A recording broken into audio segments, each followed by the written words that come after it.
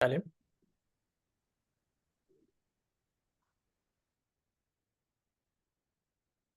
Hola, ¿qué tal? Mi nombre es Joaquín Merlo, soy licenciado en Biotecnología y Bioinformática.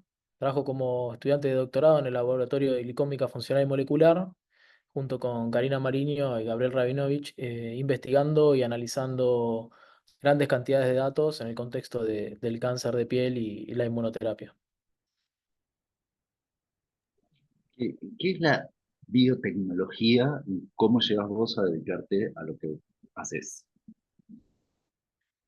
Bien, básicamente la definición del libro de biotecnología es utilizar microorganismos u organismos o parte de ellos para, a través de la ingeniería genética, generar soluciones a problemas socioeconómicos. Se le dice, es muy conocido por ahí eh, los alimentos transgénicos como la soja transgénica, los cultivos, eh, la producción de vacunas, por ejemplo, con mRNA, como fue el caso de algunas de las vacunas contra el COVID. Eso es todo parte de lo que hace la biotecnología, digamos. Y yo llego ahí porque, bueno, a mí me gustaba la biología en general, no me gustaba mucho la ecología, las plantas y ese tipo de cosas, entonces no me resultaba demasiado atractiva la biología o el estudio de la licenciatura en biología como tal. Y en ese momento la biotecnología ya se estaba usando mucho en el exterior y recién había desembarcado hace unos años en Argentina, que se empezaba a hacer, que se empezaba a enseñar. Y bueno, la universidad en la que estudié, que es la UADE, que está en Capital, donde yo vivo, tenía una oferta muy linda de biotecnología con unos laboratorios muy lindos. Y bueno, me mandé al lance por ahí y después, bueno, descubrí la bioinformática en la misma universidad y continué mi carrera a nivel académico por ese lado. Y hoy actualmente trabajás, digamos, desde la pata de la bioinformática. ¿Cuáles son los aportes que está haciendo la bioinformática en la investigación que están realizando ustedes sobre cáncer? Bien, es como todo, existen estas ramas de la ciencia bien básicas, originarias, digamos, la medicina, la biología, la bioquímica, y empezaron a surgir disciplinas que un poco intentan combinar todas estas ideas y todos estos objetivos. La biotecnología es uno de ellos, y unos años después, con todo el surgimiento en realidad, del aumento de la capacidad computacional, las mejores computadoras, los mejores sistemas, cuando todo eso se empezó a hacer cada vez más accesible, empezaron a desarrollarse muchas herramientas que tienen que ver con el lado del análisis de datos y la gran cantidad de datos. Y ahí es donde surge como necesidad la bioinformática, que es básicamente mezclar un biólogo con alguien que trabaje en informática, alguien que sepa de estadística. Y en ese sentido, la bioinformática lo que hace es proveer muchas herramientas para los biólogos, los biotecnólogos y los médicos y otro tipo de profesionales, que está muy orientado a analizar y poder sacar conclusiones o ideas de muchísima cantidad de información. En ese sentido, bueno, se desarrollaron muchísimos algoritmos. No sé, por ejemplo, alguna persona que trabaja en imagenología, no sé, mirando radiografías, tomografías, computadas, resonancias, generan muchísimas imágenes y como se dice bien el dicho, una imagen vale más que mil palabras. Entonces, esas imágenes guardan un montón de información que para una persona experta en el análisis de imágenes puede ser muy aprovechable, pero se empezaron a desarrollar algoritmos que no solo pueden aprovechar la información que podría aprovechar una persona, sino incluso a encontrar más información, patrones o nuevas formas de analizar esas imágenes a través de la computación. Y eso es lo que hace muy valioso no solo a la informática en general, sino particularmente a la bioinformática aplicada a la salud, digamos. Ahora, en tu caso, vos trabajás sobre lo que es el ADN humano y buscas algo en particular ahí, ¿cómo es ese trabajo? Sí, particularmente lo que nosotros hacemos en nuestro laboratorio es trabajar con información genética de las personas, de los pacientes o de los ratoncitos que usamos como modelos experimentales, digamos.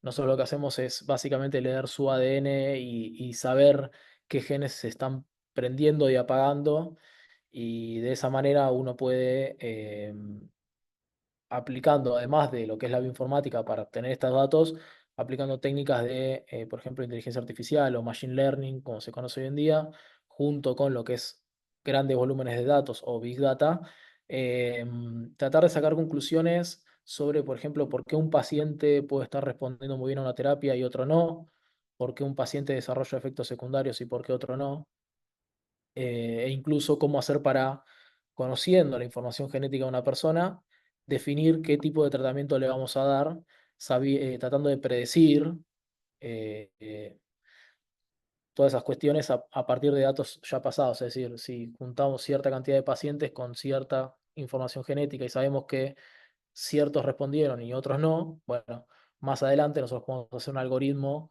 de inteligencia artificial que ante la llegada de un nuevo paciente, a partir de su información genética, nosotros podamos predecir si el tratamiento que le queremos dar le va a ayudar o no lo va a ayudar, por ejemplo. Nosotros trabajamos más de esa parte, de ese lado. Porque quiere decir que, digamos, a grandes rasgos, compartimos algunos rasgos genéticos, todos los humanos compartimos determinadas características genéticas que posibilitarían tener, vamos, yo lo voy a decir así, no sé si está bien, como una gran base de datos en donde después ir contrastando personas sanas o personas que recién comienzan con la enfermedad y esto aceleraría los tiempos de respuesta de los tratamientos o mejoraría los tratamientos, ¿verdad? Sí, sí, sí, es tal cual lo describís. La idea es que todos los seres vivos estamos formados por la misma información, por el mismo ADN, nada más que ordenado de distinta manera, digamos. Entonces, si bien somos todos muy diferentes, e incluso también se habla de que el cáncer como enfermedad es una enfermedad muy heterogénea o muy variable, no solo cada cáncer es un mundo, pero cada persona también es un mundo completamente distinto. Entonces, ahí es donde surge la necesidad nuestra de decir, bueno, necesitamos muchos datos, muchos pacientes, porque si bien somos todos muy diferentes, cuando empezamos a analizar muchísimos datos, empezamos a encontrar coincidencias.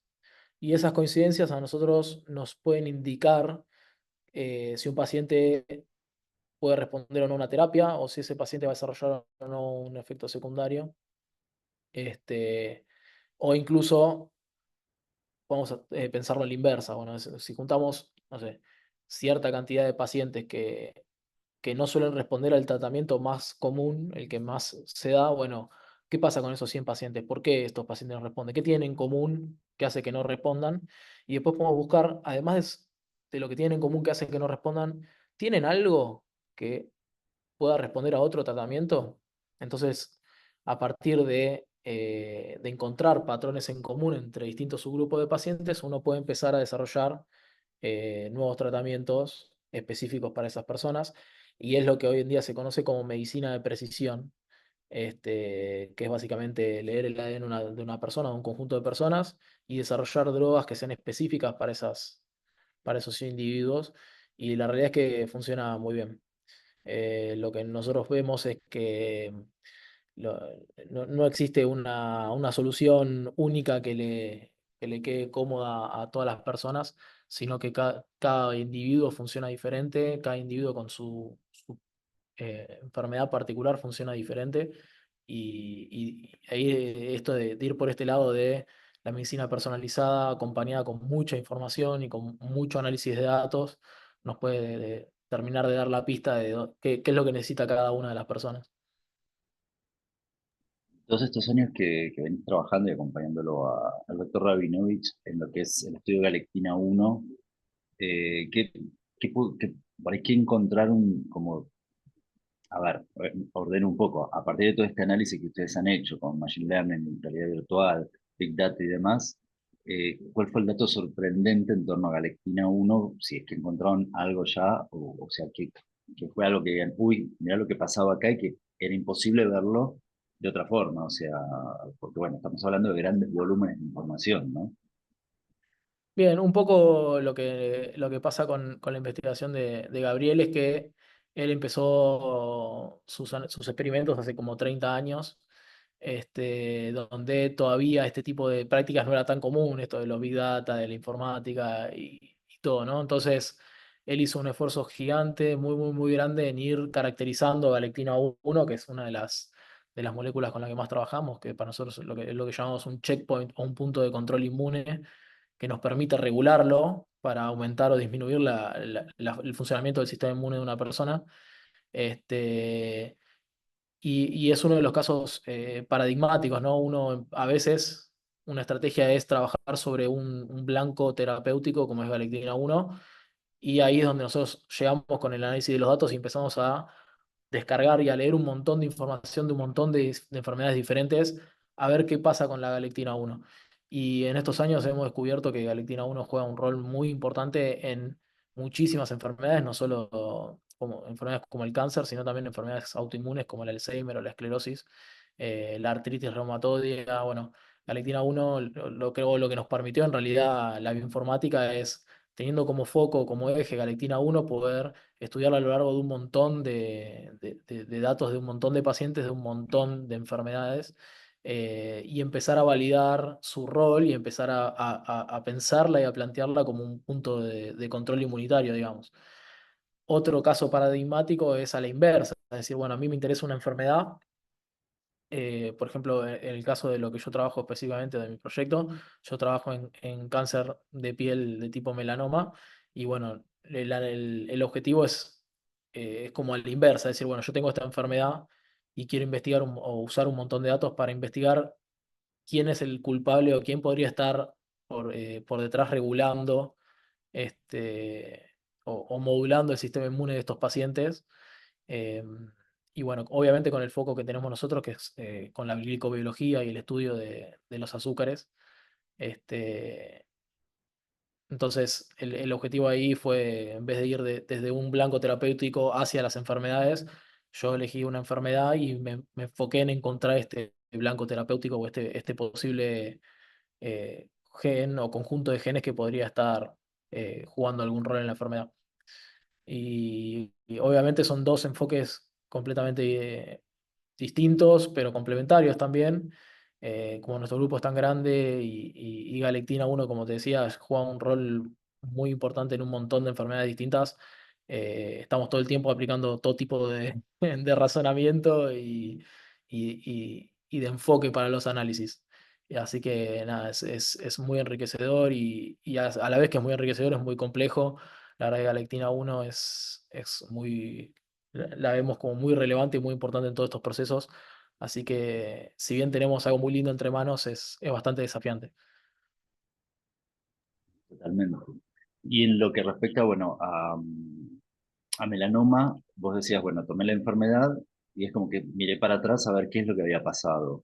¿Qué pudieron encontrar o qué pudiste encontrar a partir de, entiendo que analizaste ADN de pacientes que no respondieron al tratamiento, con lo cual, digamos, hay diversos tratamientos con el melanoma, pero no siempre los pacientes responden con los tratamientos estándar, ¿no? Entonces, vos imagino que tomaste justamente a esos pacientes y empezaste a verles la historia de por qué no respondieron. ¿Qué pudiste encontrar ahí? ¿Qué viste a partir del análisis de este ADN? Bien, bueno, particularmente, pues, es tal cual lo decís, yo agarré un montón de pacientes. Nuestro foco es particularmente en un tratamiento se llama la inmunoterapia, que es un tratamiento que está enfocado en modular y aumentar el sistema inmune de los pacientes para que sean capaces de combatir ese tumor. Eh, bueno, a partir de un montón de datos, lo que hicimos fue ir de nuevo, con métodos de machine learning, de inteligencia artificial, tratando de depurar toda esa información hasta llegar a encontrar lo que nosotros llamamos una firma, que es un conjunto de genes con nombre y apellido, que nos permite a nosotros estudiarlos en un paciente que llegue a la clínica o al hospital y decir, bueno, le sacamos una muestra de sangre, medimos la presencia de esos genes en sangre y de acuerdo al nivel de expresión de esos genes, nosotros podemos predecir si este paciente puede llegar a responder a una inmunoterapia y entonces sería candidato, lo cual dispararía todo un sistema de, bueno, obviamente el, el tema de las obras sociales, las coberturas, el acceso a los medicamentos es súper importante. Entonces, como una herramienta más para decir, bueno, este paciente tiene todo un perfil genético que lo predispone a ser una persona que puede responder a este tratamiento y de esa forma apoyar el acceso de ese paciente al tratamiento. De la otra manera, si el paciente no, o sea, si el caso es el contrario, bueno, este paciente tiene un perfil genético que no accede, que no lo hace candidato para este tratamiento, bueno, podemos evitar darle ese tratamiento, porque cualquier tratamiento, como ya sabes, genera muchos efectos secundarios. Entonces podemos evitar darle a ese paciente un tratamiento que le daría un montón de efectos secundarios sin ningún beneficio y tal vez concentrarse en darle otros tratamientos que le puedan funcionar. Particularmente yo, bueno, ahora ya estoy terminando el doctorado, pero llegué hasta un punto donde pude identificar estos blancos moleculares, esta firma que nos permitiría saber si un paciente puede responder o no a una terapia. Y bueno, lo que estamos tratando de hacer ahora es validarlo en modelos de ratón. Obviamente todo esto tiene un proceso. Uno arranca con la compu y toda la información y después tiene que ir haciendo todos los pasitos en escalera hasta llegar a un modelo de paciente eh, del mundo real, decimos. Pasamos por los experimentos in vitro, que son con células o con reactivos acá en el laboratorio. Después pasamos a lo que llaman modelos in vivo, que es en ratones. Y después recién ahí se puede empezar a trabajar con humanos, siempre y cuando todos los resultados vayan dando o vayan apoyando la hipótesis, ¿no? Claro, totalmente, sí. A ver, el uso de machine learning o de realidad de inteligencia artificial no te exime de hacer todos los pasos. Ahora, si la información uno la interpreta de forma correcta, entiendo que esto, no voy a decir acelera, pero sí ayuda a los pasos de una investigación clásica cuando se hacía con un microscopio y a mano, vamos a ponerlo de esa forma. O sea, todo esto, si, a ver, la máquina me va a dar un resultado de acuerdo a lo que yo le esté buscando y esté tratando. Ahora, si después del otro lado no hay gente como vos o como el resto del equipo que la interprete y sabe qué hacer con eso, tampoco sirve. Digo, la máquina no hace todo. Y esto aceleraría o apoyaría o ayudaría los pasos a seguir cuando tenés que hacer los cultivos in vitro o bueno, hay que hablar cuando llegas a la fase de probar en pacientes, ¿no? O sea, te da como mucha más un sostén por ahí, si querés. Sí, es un poco el desafío, ¿no? De lo que nos propone la inteligencia artificial en todos los rubros, ¿no?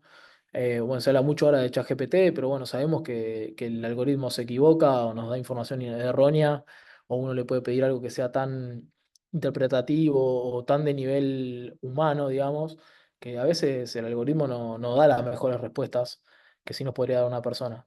Entonces, obviamente todo lo usamos con cautela y yo no jamás haría un análisis en la computadora de muchos datos y saldría a darle un medicamento a un paciente. Los tiempos no los tiempos, sino los pasos que uno tiene que hacer, no solo por regulación legal, digamos, sino también por cómo uno interpreta y por cómo uno conoce la biología, siguen siendo los mismos. Uno tiene que ir probando paso a paso por el bien de las personas y por el bien de la investigación que está haciendo. Pero sí, en contrapartida, lo que puede hacer la inteligencia artificial es acelerar muchísimo los tiempos. De hecho, bueno, yo, como te contaba antes, llegué a una firma que tiene 18 genes. Nosotros como humanos expresamos más o menos alrededor de 25.000 genes. Entonces imagínate que yo para encontrar esos 18 hubiera tenido que hacer experimentos sobre 25.000 hasta llegar a esos 18, cuando en realidad, bueno, en algunos análisis que me tomaron un par de años, incluyendo el aprendizaje de hacer todo eso, llegué a esos 18, entonces acelera muchísimo el tiempo. Y esto es un caso muy anecdótico, pero hoy en día en lo que es la industria farmacéutica se hacen lo que se llaman screenings, que es por ejemplo, no sé, si el área de desarrollo químico de la empresa generó 10 compuestos para tratar una enfermedad, eh, originalmente uno tendría que agarrar los 10 compuestos, probarlos en ratones, después en humanos, y eso significa 10 12 años, 15 años de investigación, además de miles de millones de dólares.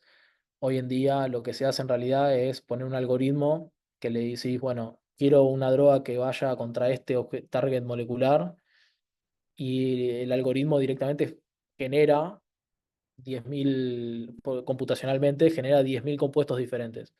De esos 10.000 compuestos diferentes, hay un segundo algoritmo que predice cuáles son los mejores, los que mejor van a funcionar.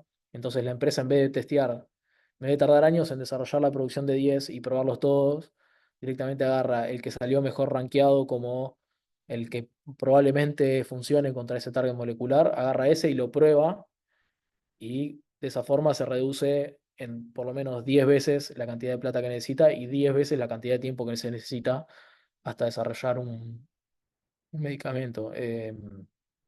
Los avances en ese sentido son una locura. De hecho, bueno, lo que pasó con las vacunas de COVID, que en un año y medio ya teníamos vacunas disponibles. En general, las que estaban disponibles eran vacunas que están generadas con RNA y esas secuencias o en realidad el RNA que uno pone es como una palabra larga de muchas letras. eh, Todo eso se logra gracias a la biotecnología y a la bioinformática, que uno, bueno, puede agarrar el virus, leerlo, saber cómo es su RNA y tratar de generar una vacuna que inactive eso, ¿no? Entonces, históricamente una vacuna por ahí tarda 10, 15, 20 años en salir al mercado desde el descubrimiento o la generación hasta la validación. Está bien que teníamos por ahí un contexto de mucha urgencia, pero el desarrollo es muchísimo más rápido de lo que era hace, no sé, 15, 20, 30 años atrás. Buenísimo. Bueno, no sé si querés agregar algo más de mi lado. Está súper claro.